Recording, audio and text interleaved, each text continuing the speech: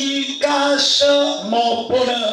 Quelle est la pierre qui cache mon bonheur? Encore. Quelle est la pierre qui cache mon bonheur? Encore. Quelle est la pierre qui cache? Je dis de force, ce matin, je viens briser la pierre qui cache mon bonheur. Ce matin, je viens briser la pierre qui cache mon bonheur. Fais ça plus fort. Ce matin, je viens briser la pierre qui cache mon bonheur. Encore. Briser qui cache. Encore fort. Au nom de... Regarde ton ami qui est en face de lui. Regarde-toi face à face. Mettez-vous face à face. Il y a quelqu'un ce matin qui lui dit ce matin-là, je te confirme, il y a une pierre que je vais briser aujourd'hui qui cache mon bonheur. Je te l'assure. Au nom de Jésus. Amen. Amen. Et acclame Jésus. Il est vivant. Il est ressuscité. Alors bonjour à tout le monde. Ne t'assois pas, ne t'assois pas, c'est pas fini. Amen. Alors ce matin, la grâce de Dieu est présente. Tu vas prier avec moi avant que tu écoutes cette parole. Tu vas prier pendant 3 à 2 minutes. Tu vas prier avec ta main fermée comme un coup de poing. Comme si tu veux donner un coup de poing à quelqu'un. Mais ce matin, c'est comme ça qu'on va prier. Lève-toi et dis Éternel, Éternel. Éternel, Éternel. Le Dieu de la victoire. Le Dieu de la victoire. En ce jour dominical. En ce jour dominical. Je me tiens devant l'autel. Je me tiens devant l'autel. Avec l'épée de l'Éternel. Avec l'arme qui brise. Avec l'arme qui brise. Qui est la parole de l'Éternel. Je viens ce matin. Quel que soit les nombres des pierres établies sur le bonheur qui cache mon bonheur. Ce matin, ô Éternel, par ta parole, je vais briser le joug, la pierre, l'obstacle qui se manifeste par les hommes dans le méchant qui utilise ce matin, Éternel. Éternel, Éternel. Je ne suis pas venu m'asseoir sur une chaise, mais je suis venu déclarer, je suis venu annoncer le brisement des pierres taillées de génération en génération qui n'ont jamais été brisées. Ce matin, j'ai l'audace de m'approcher sur la pierre des grands-parents, des générations, des liens de famille qui règnent jusqu'à maintenant. Ô Éternel, établis-moi pour briser les pierres qui résonnent, qui réclament, qui parlent contre moi. Ô Éternel, ce matin, je n'enlève pas, mais je brise. Je ôte pas, mais je brise. Éternel, toute pierre devant moi va se transformer en sable et en poussière au point où je vais passer sans obstacle, sans ambiguïté, au nom de Jésus. Amen, amen et amen. Puissant les cris de chant pour Jésus de Nazareth. Amen. Alors nous allons prendre le livre dans le livre de Psaume 41. Psaume 41, le verset 9. Après cela, tu pourras t'asseoir. Psaume 41. Prends ta Bible. Psaume 41. Psaume chapitre 41. Psaume chapitre. Prends ta Bible, le verset 9. Psaume 41, le verset 9.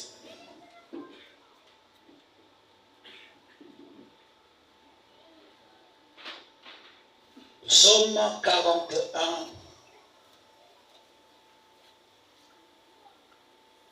Le verset 9. Lisons la parole de Dieu. Il est dangereusement atteinte le voilà couché. Et il ne se relèvera pas. Alléluia. Lève ta voix et dis, Père éternel, il est dangereusement couché. Il est dangereusement couché. Il est dangereusement touché. Il est dangereusement couché. Elle est dangereusement touchée. Dangereusement couché. Au point où il ne va pas se relever. Celle qui a mis la pierre sur ma tête. Celle qui cache mon bonheur. Celui qui est le cachet de mon bonheur. Ce matin, il va être dangereusement touché. Dis-le, il va être dangereusement touché. Il va être dangereusement couché. Couché. À terre.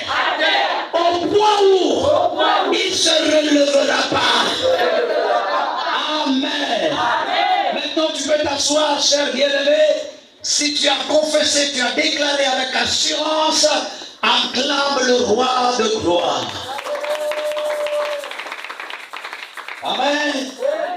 Il ne se relèvera pas parce qu'il est dangereusement touché. Oh, j'aime la parole de Dieu. Akolamukate pour babetelier penza makasi. Kutu même des gestes à beta kabongote. Soki des gestes non. Avec la kabongote. Dans la fouille bonanza mais soka beti ontolokadati. Alléluia. Prends ce verset, tu peux la méditer toutefois. Amen. Il est dangereux. La parole de Dieu est très meilleure. Il est dangereusement. Comment? Il est comment? Dangereusement couché, anéanti. Donc en dehors de couché, mais anéanti. Si tu as fait des rêves ou par lequel tu te retrouves où la bête est couchée, anéanti, il n'arrive pas à s'élever, c'est que Dieu l'a frappé. Amen. Et la Bible dit cela, que cela s'accomplit dans ta vie. Toutes les personnes qui ne veulent pas de ta bénédiction, qui soient dangereusement touchées et anéanties. Ton amen, c'est comme si on est dans un pays où on est dans un trou, où on ne peut pas dire amen et que les gens n'écoutent pas. Donne-moi ton amen qui va déranger le monde de ténèbres. Il est vivant. Alors depuis mardi, nous sommes en train d'enseigner sur les 3 pierres qui cachent le bonheur. Les 3 pierres, mabanga, matadi. Les 3 pierres qui cachent le bonheur. Ou en d'autres termes, les 3 pierres qui empêchent ton bonheur. Tu dois l'écrire. Et le mardi, nous avons parlé sur la première pierre qui cache le bonheur, s'appelle trahison. Amen. Celui qui vit avec des gens qui le trahissent ne prospère pas. Un homme ou une femme qui est entouré des traîtres ne prospérera pas malgré tout. Même sa prière aura des difficultés, aura des obstacles. Ça va beaucoup retarder parce qu'il y a des gens qui le trahissent. La trahison est une pierre qui empêche un bonheur de s'apparaître. La trahison, c'est le fait de dire, d'être en complicité avec d'autres personnes sur un individu. Amen. Nous voyons Judas qui va être complice, qui va faire la complicité avec les Juifs pour arrêter Jésus. Mais au départ, Judas a marché avec Jésus. Judas, c'est le cousin de Jésus. Judas, c'est l'ami de Jésus, mais qui se transforme en traître ou en trahisseur. Et ça a coûté tout un sacrifice, ça coûtait toute une vie à la croix. Alléluia. Donc, la vie de trahison est une vie de souffrance. Quand vous vivez avec des gens qui vous trahissent, vous allez passer beaucoup de temps, n'est-ce pas, dans un état de médiocrité, dans un état de retard. Si vous avez des gens qui vous trahissent de temps en temps, ils vous retardent la vie en fait. Ils vous retardent l'avenir. Ils vous retardent le bonheur. Ils vous retardent la grâce. C'est donc une pierre la trahison. Touche ton ami, dis-lui, qui te trahit toi? Yeah? Amen. Soyez bénis. Belle ce matin. Amen. Le dimanche, il y a notre fille là. Elle est là. Voilà, elle est là. Merci. Elle a rendu un témoignage ici au point où, effectivement, j'étais dans une église dans les années 2004, 2005. Et cette histoire, c'était vraiment de la trahison, de la pire trahison pour moi. Mais ça retardait mon ministère. Pourquoi? Amen. Et dans cette histoire, elle est en train de dire que le papa que vous voyez là était tellement manipulé, traité de tout. Vraiment, il acceptait au milieu de l'église parce que c'était quelqu'un qu'on ne voulait même pas voir. Quand il faisait ça, on voulait faire ceci. Quand il faisait ça, c'était vrai. Mais en fait, le problème, c'était quoi? Aujourd'hui, même elle va être surprise de ça. Le problème, c'était quoi? Le problème, c'était le père que lui, il appelle père spirituel, père à son âme, il est déjà mort. Amen. Papa Guy. Et pas ce papa-là, c'est un peu comme je prends l'exemple de qui ici? Je prends par exemple l'exemple de le frère Ben. Ok? Le frère Ben est un fils dans la foi. D'accord? Et je prends encore un autre exemple, par exemple, maman Brigitte. Imagine que maman Brigitte, c'est un homme. D'accord?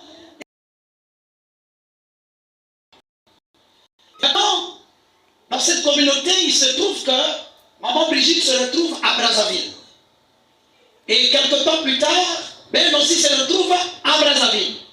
Donc à cette époque, c'est comme si Ben c'est moi, et maman Brigitte c'est le père. Donc papa Guy, père son âme. Amen. Et donc il se retrouve à Brazzaville. Maintenant il se fait qu'à Brazzaville, il y a aussi Mefa. Et donc les deux se retrouvent à Brazzaville étant reconnus. Ben connaît maman Brigitte et maman Brigitte connaît Ben.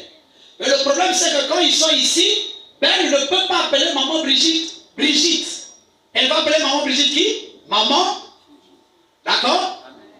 On est là? C'est comme ça que nous on a appelé papa Guy. Donc on était dans la même communauté, mais on était tous des serviteurs, mais selon son âge, il était déjà un peu âgé. Donc on ne pouvait pas l'appeler frère Guy, on pouvait que l'appeler papa Guy. D'accord? Non, c'est pas Ben et maman Brigitte va se retrouver maintenant à Brazzaville. Et arrivé à Brazzaville, ils sont en train de servir dans le même ministère, donc dans mon ministère MEFA qui est à Brazzaville. D'accord? Et suite à cela, qu'est-ce qui va se produire? Ben non, maman Brigitte va avoir des problèmes avec le pasteur de Brazzaville. Et il va donc décider de sortir du ministère. Et en décidant de sortir du ministère, il vient voir Ben, par lequel ils ont travaillé déjà à Pointe-Noire avec lui. Donc Ben c'est moi, d'accord? Et maintenant il vient voir Ben pour dire, Ben bon, écoute, toi, je sais que toi tu es guasmeuse, toi tu es guasmeur, tu es chaud, en tout cas toi, l'œuvre du Seigneur, de toute façon, à cette époque déjà Ben est consacré pasteur. Maintenant, ma maman Brigitte va dire, si toi tu viens avec moi, ce qu'on va faire, c'est que quand on va commencer le ministère, toi tu ne seras plus pasteur parce qu'on ne peut pas être le pasteur dans une même église. D'accord? Et donc Ben va dire, non, papa, maman, Brigitte, oh, ça c'est rien. Moi je suis habitué dans ça là. D'accord? Donc on y va. Et donc maman Brigitte va aller commencer le ministère, on va s'asseoir, c'est comme si maman Brigitte c'est un homme, et il a sa femme, et on s'assoit, on réfléchit sur le nom de l'église réelle. Quand tu entends parler chant nouveau, Sans nouveau là, il y a moi, il y a maman Hélène, il y a papa Guy. Ça se réfléchit à l'évangile. Amen. Et donc suite à ça, on rentre dans le champ. On vient donc commencer le ministère. Et quand on commence le ministère, on va faire comme des accords. Donc moi, je m'occupe des chants, de la prédication, de l'intercession, de tout ça, de tout ça. Mais je sais qu'il y a le vieux qui est là comme un pasteur. Ok? Et donc on a commencé. On a bien commencé. On a bien commencé. Quelques temps plus tard, alors la femme et le monsieur se sont retrouvés pour dire, ah, la lune que Ben vient là, il risque de prendre l'église. Parce qu'il conduit les chants, il conduit ceci, il prend la jeunesse, il prend ceci, il prend cela, il fait, ah non, non, non, non, non, non, non. Donc ton gars là, si on ne fait pas attention, il risque de prendre l'église. Et c'est à partir de là que la trahison va commencer.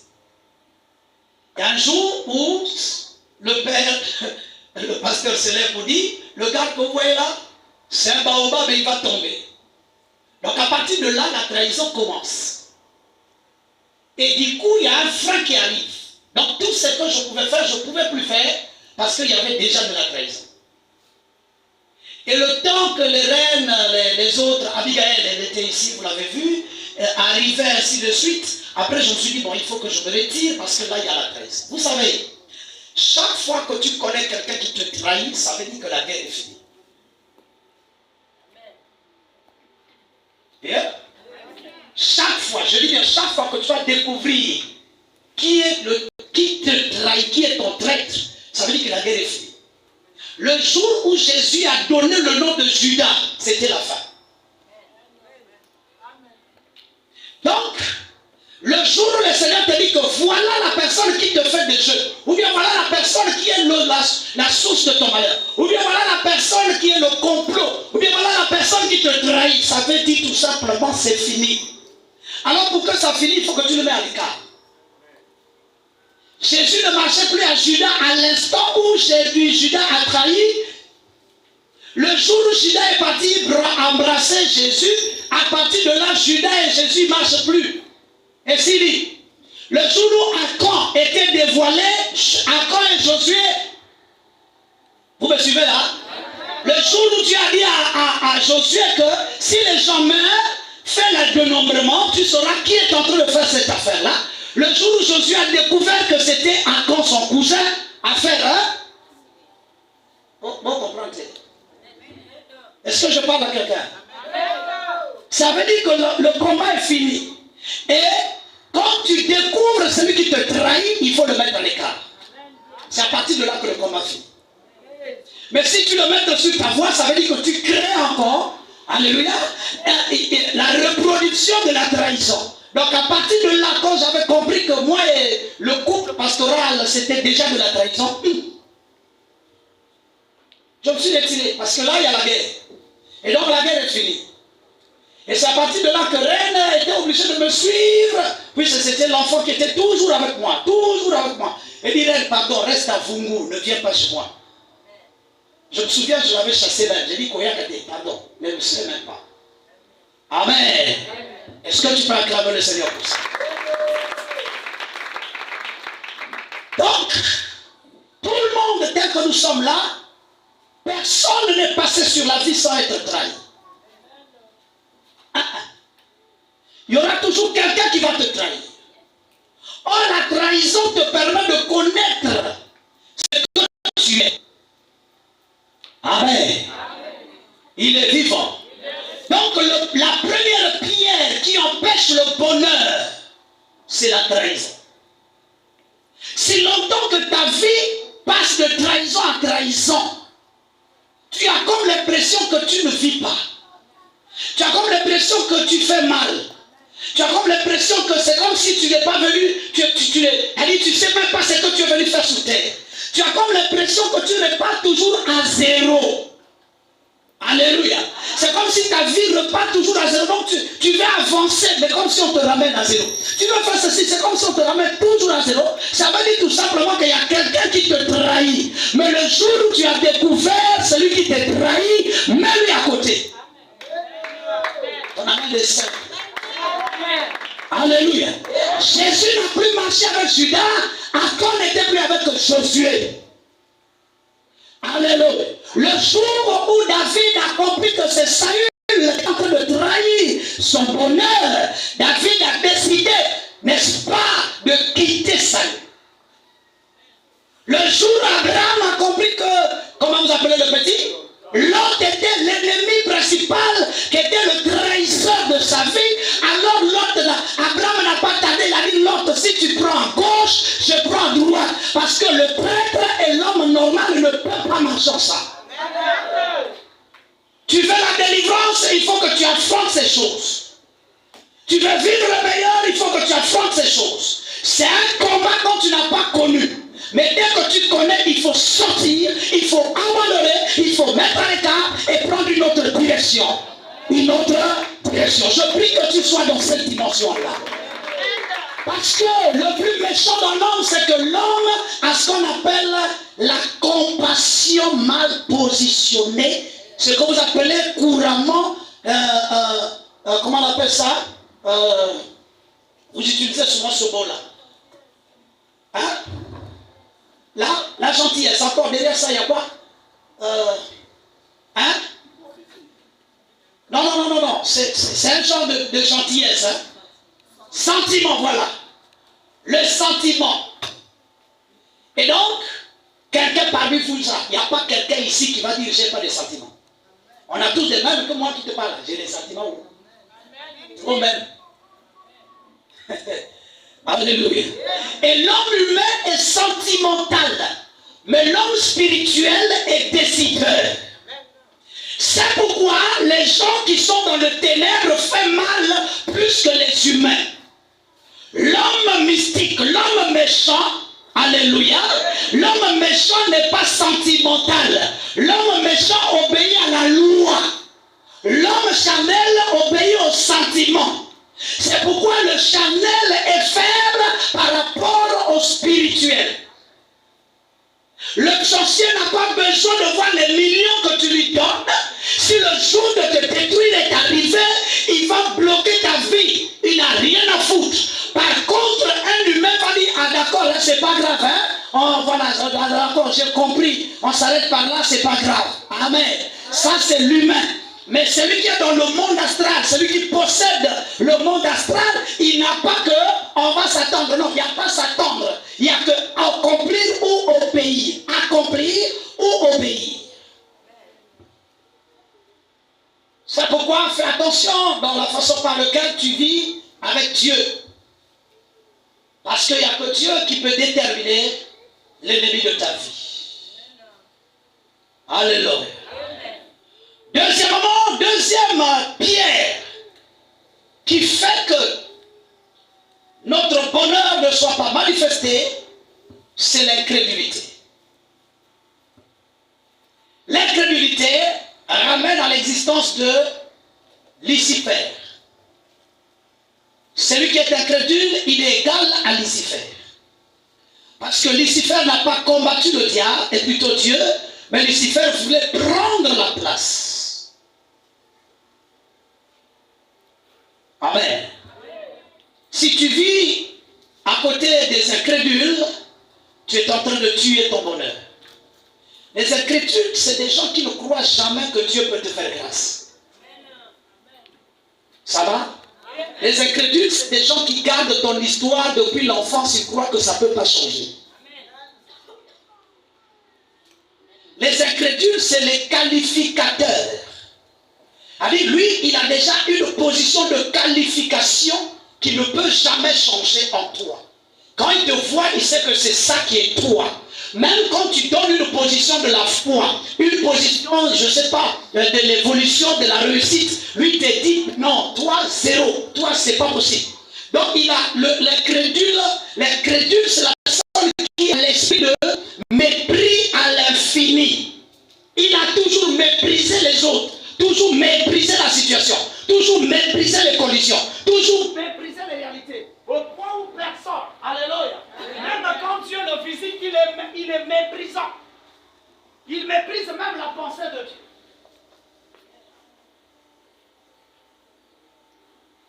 Mépriser veut dire douter.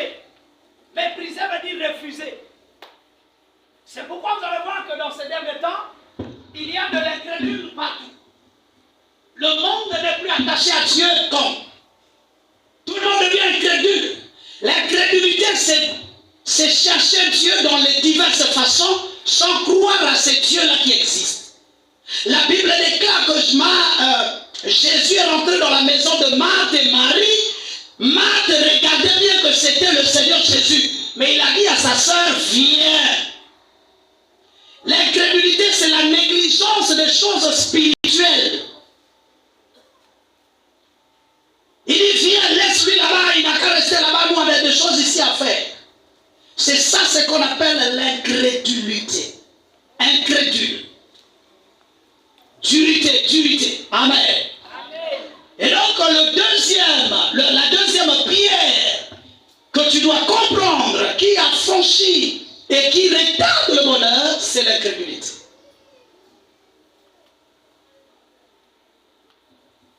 La Bible déclare, je vous donnerai un cœur nouveau. Dans Ézéchiel 36, le verset 6, il dit, je vous donnerai un cœur, le verset 10 plutôt, il dit, je vous donnerai un cœur nouveau, je vous donnerai, n'est-ce pas, un esprit nouveau. Alléluia.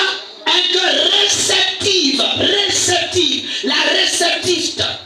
Donc un cœur réceptif, un cœur qui reçoit, un cœur de facilité, un cœur, n'est-ce pas, de communication, de communion, un cœur libéral, un cœur humiliant, un cœur respecté, un cœur de valeur. Je vous le donnerai. Amen. Alors le troisième, c'est ce qu'on va voir aujourd'hui. Dis avec moi, l'homme spirituel. Encore, dis-le, l'homme spirituel. Lève ta voix plus fort et dis ça, l'homme spirituel et l'homme naturel. Il y a deux hommes sur la terre. Il y a l'homme naturel et l'homme spirituel. Dans l'homme spirituel, alléluia, il y a l'homme astral et il y a l'homme divin. Ou bien l'homme divin. Mais pas les divins. Il y a l'homme astral et l'homme divin. Dans nous, il y a trois choses. Il y a l'esprit, là je suis déjà sur le message d'aujourd'hui, d'accord? Il y a le corps, l'âme et l'esprit. Nous respirons au travers de l'âme. Nous pensons au travers de l'âme. Nous vivons au travers de l'esprit. Amen. Nous existons et nous marchons, nous fonctionnons au travers du corps. Mais il y a deux hommes sur la terre. Il y a l'homme naturel et l'homme divin. L'homme divin, c'est la divinité. Ou si vous voulez, c'est la divinité. L'homme divin. Amen. L'homme divin, c'est l'homme de l'esprit. Quand on parle de l'homme dans la Bible, on parle de l'homme et la femme. Vous n'avez pas dit là on parle de l'homme, là on parle pas de la femme. Amen. Quand la Bible dit de l'homme avec un S, il dit l'homme avec un S, il parle de l'homme et la femme. Parce que l'homme, la femme vient de l'homme. Donc Dieu n'a pas trop le temps de dire l'homme et la femme, l'homme et la femme. Non, non, non, non. Quand Dieu parle, il parle de l'homme.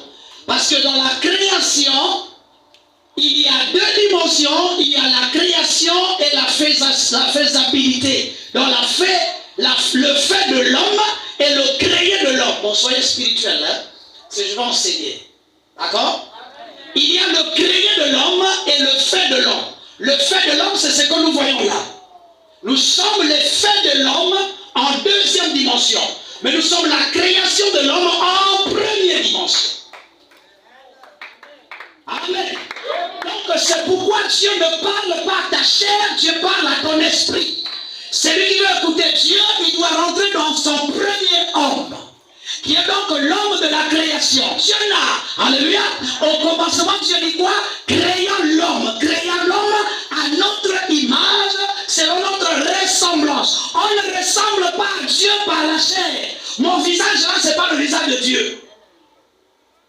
C'est le visage de Anissé. Ce que tu as là, c'est ton visage. Amen. Sa dans une dimension qu'on appelle la dimension visible, l'invisibilité de Dieu. Et donc, pour communiquer avec Dieu, tu dois quitter la chair, tu dois quitter l'homme naturel pour aller dans l'homme surnaturel. L'homme divin. C'est dans le divin que tu vas rencontrer les divinités. Ça va? Est-ce que vous êtes là?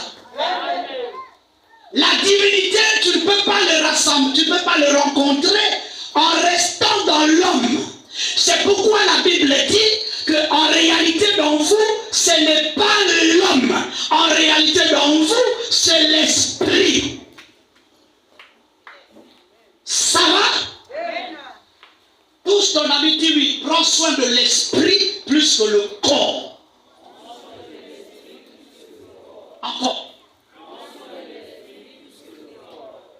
Dis-lui ça, fais la différence. Tu changes les choses, Parce que tu prends trop la beauté, tu prends trop l'histoire de la beauté, de manger, de s'habiller, de travailler. Comme hier là, j'étais en train de parler avec l'un de mes filles là. Il dit, papa, donc, tu m'as trouvé le boulot.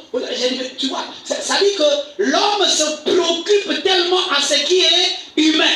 Dans l'humanité, dans l'humain, pour ne pas dire l'humanité, dans l'humain, tu ne retrouveras pas les mots. Celui qui est humain, celui qui est charnel ne combattra pas. La Bible déclare, nous n'avons pas lutté contre le sang. Mais nous avons lutté contre les autorités. Que quelqu'un dit autorité. Quand on parle de l'autorité, on parle de divinité. Est-ce que vous êtes là? Il y a des gens qui vont à la mer pour aller évoquer les divinités.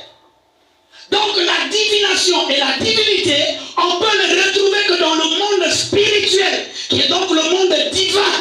C'est pourquoi le divin a le pouvoir de marcher sur les serpents, sur les scorpions et sur toute la puissance de l'ennemi. Mais pas l'humain, le divin, pas l'humain. L'humain est victime, le divin est autorité. C'est pourquoi quelqu'un peut dire, demain tu seras malade. Ça va exécuter. Parce que le divin est plus puissant que le humain. Amen. Ça va? Alléluia. Oh non, mon père m'avait dit que moi je ne peux pas me marier. Mais c'est tout à fait normal que ça prenne des effets sur toi. Parce que le divin a parlé sur le humain. Et donc quand le divin parle, il peut retarder comme il peut pousser. Et ce matin, je vais pousser. Nous allons voir quelqu'un. Je vais te poser la question. Toi, tu es divin ou tu es humain? Les humains, ils gèrent les émotions. Le divin, lui, gère le spirituel. Celui qui est divin, il ne regrette rien du tout. Si tu as des regrets dans ta tête, donc tu es humain. Mais le divin, lui, ne regrette pas. Parce que le regret n'est pas dans l'esprit. Le regret est dans l'âme. Or, l'âme, c'est l'homme. L'âme, c'est l'humain. L'esprit, c'est le divin. Acclame le Seigneur. Prenons la Bible dans le livre de 2 Rois, 2 Chroniques plutôt. Ma tablette a un petit souci aujourd'hui. 2 Chroniques. Chapitre 36, oui, moi j'ai bien noté. 2 Chroniques, on va aller rapidement. Je vais vous enseigner les choses profondes ce matin. Acclame le Seigneur. Je vois des hommes ce matin dans cette assemblée. On acclame le Seigneur pour les hommes. Je vois l'arrivée de Papa Rodrigue. Je vois l'arrivée de Papa Gomez. Alléluia. Bon, c'est pas Vincent Gomez, hein. Ça, c'est Gomez Mefa. Alléluia. Je vois l'arrivée de tous les frères qui sont arrivés ce matin et des belles mamans, des belles filles, des belles sœurs, des belles, des belles enfants de Dieu. On acclame le Seigneur pour cela. Voilà. Non, si tu es contre ça, arrête. Mais si tu n'es pas contre ça, acclame plus fort. Voilà. Attends, je vais te dire quelque chose. Avant nous, la moniga, nous la n'allions encore. Hein? Il ne faut pas dire, hey, toi tu es belle, hein, et puis toi-même tu peux même pas faire photo. Oui, mon Dieu, c'est quoi ton problème? Alléluia. Alors on est dans 2 Chroniques. 2 Chroniques chapitre 36, le verset 10. Allons-y mon ami. 10 à 17, hein, ne va pas trop loin parce qu'on a le temps. On a le temps. 10 à 17. Disons la parole de Dieu. Oui, donc. 2 Chroniques chapitre 36. Oui. Le verset 10. Hein? L'année suivante. Oui. Le roi Nebuchadnezzar, le fils est mené à Babylone avec les instituts précieux de la maison de l'Éternel. Ok. Il est établi roi de Juda. Il est établi roi de Juda. Sur Jérusalem. Sur Jérusalem. Sédécia frère de Chacune. Sédécias avait 20 ans. 1 an alors qu'il devint roi. 21 ans avant qu'il devienne roi à l'âge de 21 ans. Il régna 11 ans à Jérusalem. Il régna 11 ans sur Jérusalem. Il fit ce qui est mal aux yeux de l'Éternel. Il fit ce qui est mal. Que quelqu'un dit mal. Dis encore mal. 21 ans, il commence à tuer les gens. Dis encore mal. On n'est pas sorcier quand on est grande personne. Dis encore mal. Dis encore très fort mal. On n'est pas sorcier parce qu'on n'est pas gentil et puis on devient plus sorcier. Non, dis-le mal. Dis encore mal. On n'a pas besoin de faire mal que quand on est méchant. Même les gentils font mal. Dis mal. Acclame le Seigneur. Allons-y. Il s'est humilié point devant Jérémie. Il s'est humilié point devant Jérémie. Qui est Jérémie? Le prophète. Le prophète. Moi, on a 21 ans, à Zoban, le prophète était. Paul dit. Qui lui parlait de la part de l'Éternel. Jérémie lui parla de la part de l'Éternel, le petit s'en fout. Allons-y, un deuxième qui arrive. Il se révolta même contre le roi Nebuchadnezzar.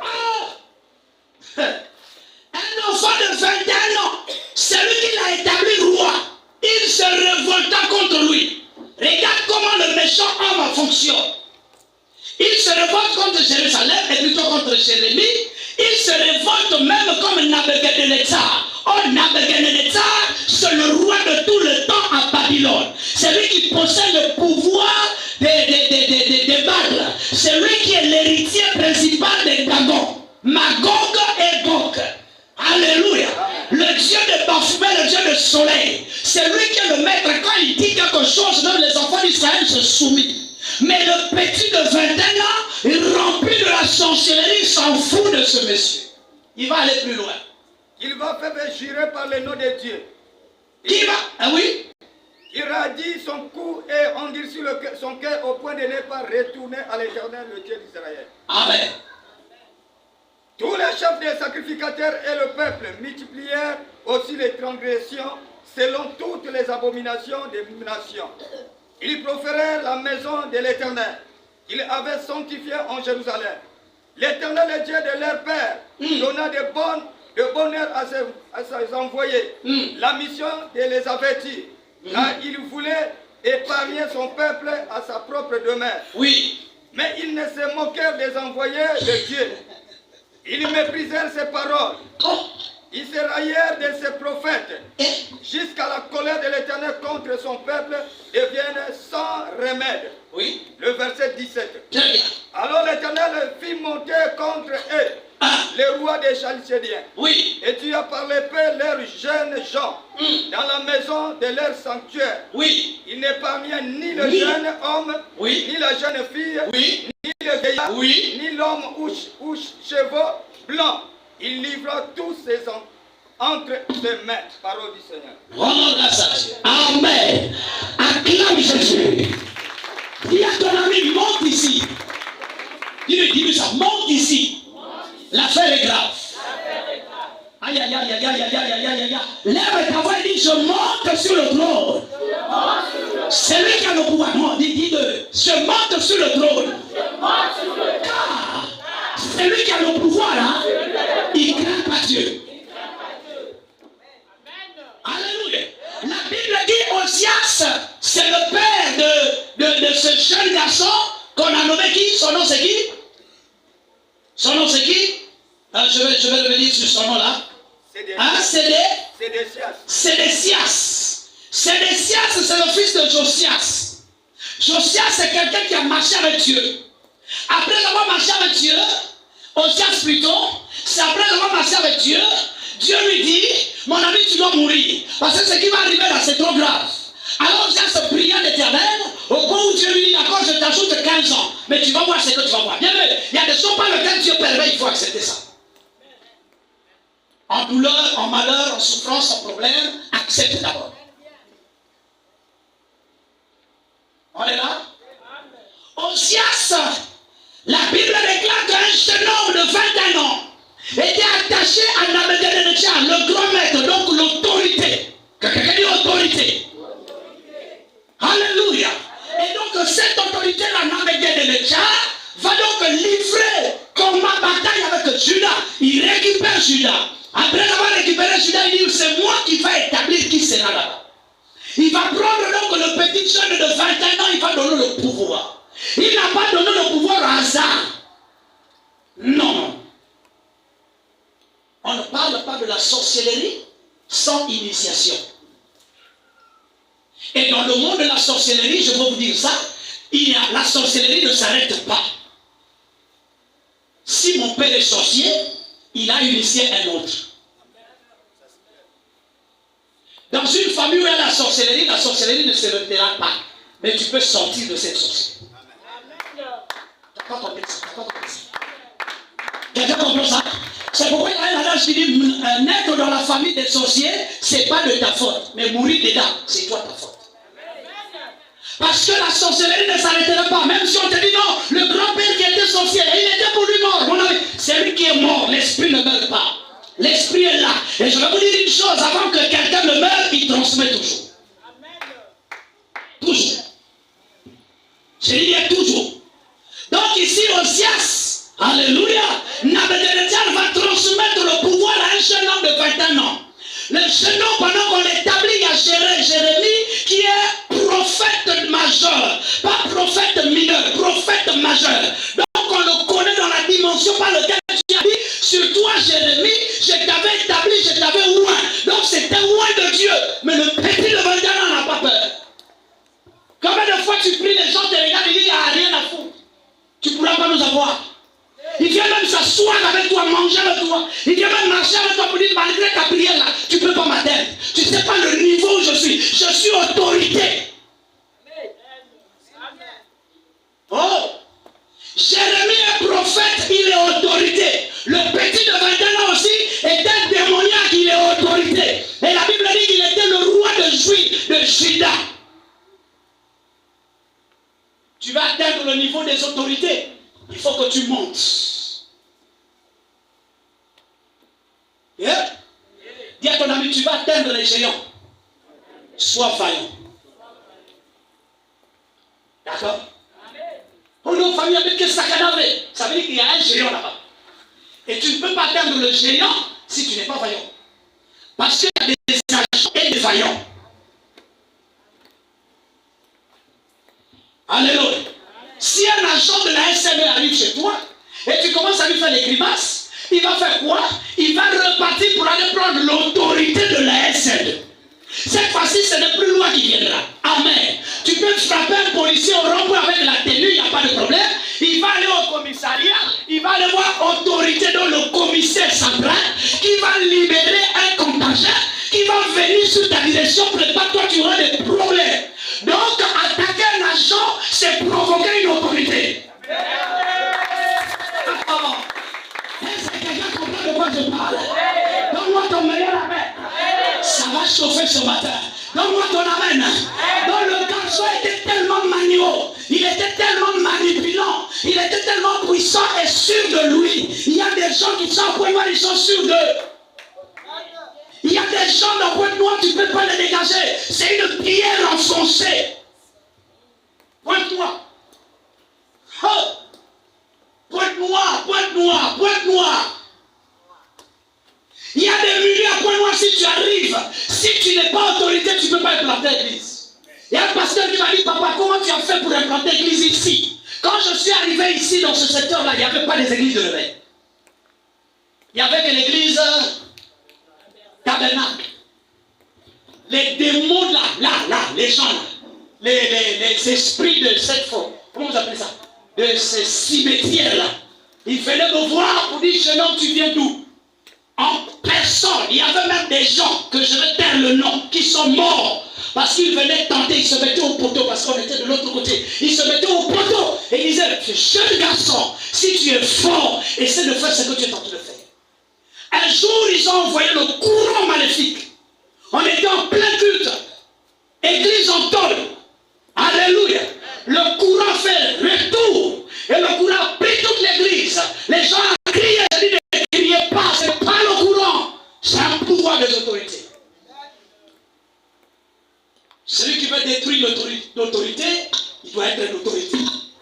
C'est pourquoi la Bible déclare, tout pouvoir lui a été donné sur la terre et dans les cieux, sur la terre et dans le ciel. Alléluia. Dans l'Ancien Testament, on demandait à Dieu de faire. Mais dans le Nouveau Testament, Dieu te demande de le faire en s'appuyant au nom de Jésus. Tu n'es pas en train de me donner ton amen. Alléluia. Élie était obligé de le dire. L'Éternel des armées, Dieu de feu, ne sent pas le feu. Mais Pierre n'avait pas besoin de dire l'Éternel de feu. Les Pierre n'avait pas besoin de dire ça. Il a dit, je n'ai rien à te donner. Mais le problème, c'est que celui qui est en moi est plus fort. Il va dire, mon ami, je te le donne, je te le transmets, je te le dépose, je te le donne. Tu vas rencontrer l'autorité dans l'autorité. Est-ce que quelqu'un comprend de quoi je parle? Nous sommes arrivés dans le moment de rencontrer autorité contre autorité. Alléluia. Lève ta voix, dis la pierre qui empêche mon bonheur. C'est moi qui va te briser. Je n'ai pas en train de me donner ça bien. Dis-le bien, dis-le bien, dis-le bien. La pierre qui empêche mon bonheur. C'est moi qui va la briser. Tu es d'accord avec moi? Il n'y a pas grand-père, il n'y a pas grand-mère, il n'y a pas maman. C'est toi qui va la briser. La Bible déclare quand Jésus est arrivé, il a dit à sa mère, mais quand mon temps viendra, je n'ai pas besoin de toi. Marie, va t'asseoir à la maison. Le combat changeait de forme. Nous ne sommes plus dans l'Ancien Testament. Nous sommes au temps de la résurrection. Alléluia. Le temps où tu dis les choses et les choses s'accomplissent. Nous sommes arrivés au temps où tu dis à la montagne, ôte-toi de là. Tu parles à l'autorité de la stabilité. Tu dis, mon ami, tu as quel problème? Dépose-toi, je vais avoir des enfants. Nous sommes arrivés au temps dans lequel tu arrives dans un quartier. Il y a un grand sorcier qui va changer de maison. Il est obligé de vendre sa parcelle pour aller ailleurs. Oh, tu n'es pas en train de me donner ton amen, mon ami. Donne-moi ton meilleur amen. Dis encore amen. Lève ta voix et l'autorité. Principauté. Je suis avec vous. Oh. Oh my God. Alléluia. L'apôtre Paul arrive. La Bible dit que pendant que le petit garçon était en train de faire son malin, il n'y avait personne. Même Jérémie a eu peur. Mais Paul, il y a une dame. Il a toute une entreprise de la sorcellerie. Un homme de démon, une femme démonialisée. Hein? Il gère les démons comme un Bouba. Elle a fait toute une entreprise. Il voit Paul venir. Il dit, voilà l'homme de Dieu. C'est un serviteur de Dieu. Il dit, mon ami Cédar, je vais te boucher la bouche. Tu n'es pas en train de me comprendre. Nous sommes au temps par lequel quand le démon parle, tu lui bouches la bouche. Aïe, aïe, aïe, aïe, aïe. Alléluia. Paul a dit, femme. Paul va une fois, il vient. La femme a dit, toi, tu es serviteur de Dieu. Il va encore, il vient, il dit, mon petit, d'accord, je vais boucher ta bouche. Il dit, à partir d'aujourd'hui, même le pouvoir que tu parles là ne sera plus sur toi.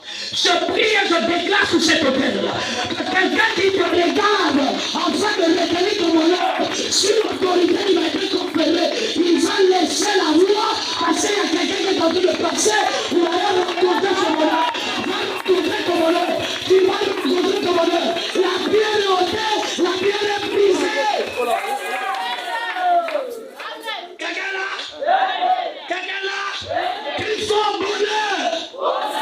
Je veux te découvrir. Crie encore bonheur. Viens, je suis prêt. Ta façon de dire me dérange. Alléluia. Le petit a fait malin. Dis avec moi, qui fait malin? Qui fait malin? Il n'a qu'à s'approcher. Il y a une adage qui dit, Fer contre fer jaillissent les uns. Ce matin-là, tu vas être fer. On va bouger notre fer. Et la Bible dit, le petit garçon, ne parle rien.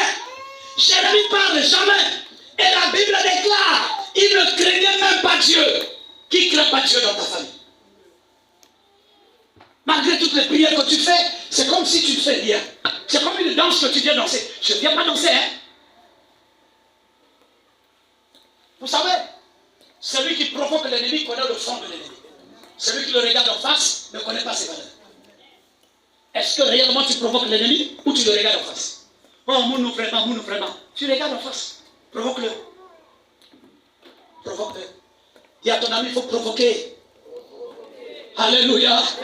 Je vais finir mon message. Alors là, le gars est dans la danse. Il va, il tue les gens. Il fait ce qu'il va faire. Il fait ce qu'il va faire. Oh, il ne sait pas dans ce qu'il fait, il y a un Dieu aussi qui fait. Dans ce que le sorcier fait dans ta vie, il y a un Dieu qui fait. Oh, je ne suis pas en train de te suivre bien. J'ai dit, hein, dans ce que le sorcier fait, il y a Dieu aussi qui fait. Dis-lui ça, il y a Dieu aussi qui fait. Dieu fait trop mal. Dis-lui, mon ami. Toi qui as mis la pierre sur ma destinée. Mon parent. Toi qui as mis la pierre sur mon bonheur. Dieu frappe mal, hein? Alléluia. Tu es en train de regarder, dis comment tu peux mépriser Jérémie, mon serviteur. J'annonce ce soir, si dans ta famille, tout ce que je prie, tout ce que je fais pour toi, tout ce que Dieu me dit de faire pour toi, s'il y a quelqu'un qui méprise ça, tant pis pour lui. Je dis tant pis pour elle. Parce que le Dieu que j'invoque sur ce côté, il fait très mal. Tu n'es pas mieux que c'est. Je dis il fait très mal. Quand l'Éternel se leva, l'Éternel se leva. Il dit à Pharaon, mon ami, on t'a donné 450 ans, tu n'as pas compris. J'ai envoyé Moïse, tu n'as pas compris. J'ai fait le Magorodo, tu n'as pas compris. J'ai transformé l'eau en sang, tu n'as pas compris. D'accord, je te fais comprendre. La connaissance pili-pili. On comprend la tête. Il y a des gens qui vont vivre dans leur vie. Ouais. Tu as l'impression que tout est dans Zambé. Ça va coller, c'est un pili-pili. Si là, mon numéro,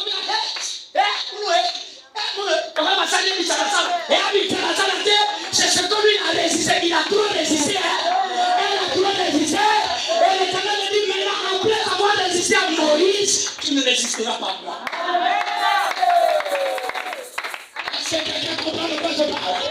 J'annonce une bonne nouvelle ce matin. Que le Dieu de cette assemblée se lève ce matin afin que ceux qui résistent à ta vie, ils vont être méprisés, ils vont être prospérés.